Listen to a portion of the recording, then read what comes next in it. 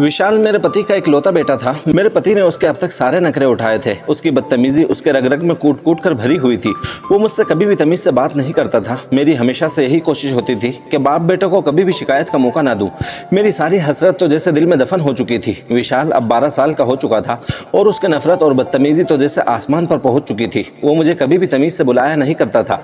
एक दिन वो घर पर ही था। आज उसने स्कूल से छुट्टी की थी। मैं जब उसके कमरे के बाहर गई तो मुझे अजीब सी बदबू आने लगी। मैंने एक झटके से दरवाजा खोला तो अंदर विशाल बैठा था और उसके हाथ में सिगरेट थी। वो बेफिक्र होकर सिगरेट पिए जा रहा था। मेरे तो पैरों तले जमीन निकल चुकी थी। 12 साल के लड़के के हाथ में सिगरेट। मैं आगे बढ़कर विशाल के हाथ से सिगरेट छीन ली और फिर उसके चेहरे पर थप्पड़ मार दिया और कहने लगी कि तुम्हारी हिम्मत कैसे हुई इसको हाथ लगाने की, क्यों अपनी जान के दुश्मन बने बैठे हो। मगर विशाल ने तो हद ही पार कर दी थी। वो गुस्से से उठा, मेरा हाथ पकड़ लिया और मेरे चेहरे पर थप्पड़ मार दिया। मैं उस समय हैरत में पड़ गई थी। वो मेरा बेटा था और अपनी माँ पर हाथ उठा चुका था। हैरानी से विशाल की तरफ देखा और कहा, क्या तुम्हें एक पल के लिए भी शर्म नहीं आती है? मैं तुम्हारी माँ हूँ और तुम मुझे थप्पड़ मार रहे हो। वो मुझे धक्के देकर चिल्लाते हुए कहने लगा, चल निकल यहाँ से, तू मेरी माँ नहीं है, सिर्फ एक मामूली सी नौकरानी है। दोबारा खुद को मेरी माँ कहा तो इससे भी बुरा हश्र करूंगा। उसके मुंह से आज ये सुना तो मुझे अपना वजूद बेमतलब सा लगने लगा। मैं रोने लगी और खामोशी से उसके कमरे के बाहर निकल आई। हाँ, ये सच था कि मैं विशाल की सौतेली माँ थी, अगर थी तो माँ ही ना। उससे पाल पोस कर इस उम्र तक पहुंचा दिया था, मगर आज उसने मुझे बेइज्जत कर दिया। वक्त यूं ही तेजी से गुजरता गया और विशाल बड़ा होता गया। विशाल की आदतें अब और भी बुरी हो चुकी थी। घर से बाहर रहता, झूठ बोलकर पापा से पैसे लेता, अलग अलग तरह की बुरी आदतें उसने सीख ली थी। एक दिन ऑफिस से आते हुए मेरे पति के कार एक्सीडेंट में मौत हो गई। उनका साया सर पर था तो खुद को सुरक्षित समझती थी, मगर अब उनके जाने के बाद मैं तो अब बिल्कुल अकेली हो चुकी थी। उसके पापा की मौत पर वो भी बहुत दुखी था, मगर कुछ दिन में सब कुछ भूलकर जिंदगी के मजे लूटने लगा। वो तो मुझसे और भी बदतमीजी करने लगा।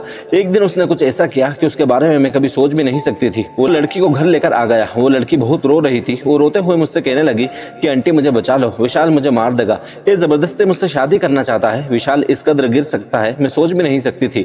मैं उस लड़की को विशाल से छुड़ाकर अपने पास ले आई और गुस्से से कहने लगी कि तुम्हें इस लड़की के साथ शादी नहीं करने दूंगी, जाकर उसे वापस छोड़कर आओ, वरना मुझसे बुरा तुम्हारे लिए कोई नहीं होगा। वो सारी हदें पार करते हुए मेरे पास आया, चीखते हुए बोला, क्या करेगी तू? नौकरानी होकर मुझे धमकी देगी? आज मैं तेरा वो हाल करूंगा कि दुनिया तेरी जैसी औरत को याद रखेगी। मैं तो डर के मारे उसको देखने लगी। उससे पहले कि कुछ और कहती, विशाल मुझे पकड़कर कमरे में ले गया और बेड पर पटक दिया। मैं हैरत और डर से विशाल को देख रही थी, आखिर वो क्या करने वाला है। मैं गुस्से से उसकी तरफ देखने लगी और एक थप्पड़ पूरी जान के साथ उसके चेहरे पर दे मारी। वो तिलमिला उठा। मैं उसके चेहरे पर थूकते हुए बोली कि शर्म करो, मैं माँ का दर्जा रखती हूँ तुम्हारे लिए, इतने भी अंधी मत बनो।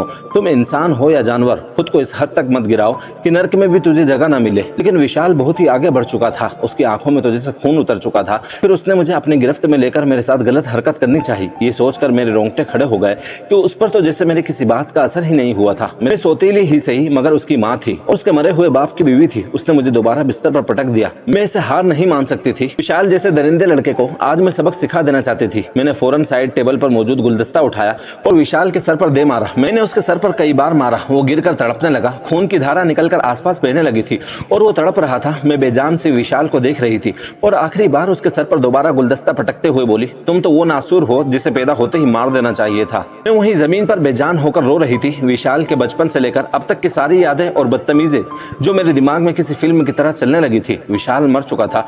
मैं उसे मारना तो नहीं चाहती थी, पर आज उसके अंदर के जानवर ने उसे मार दिया था।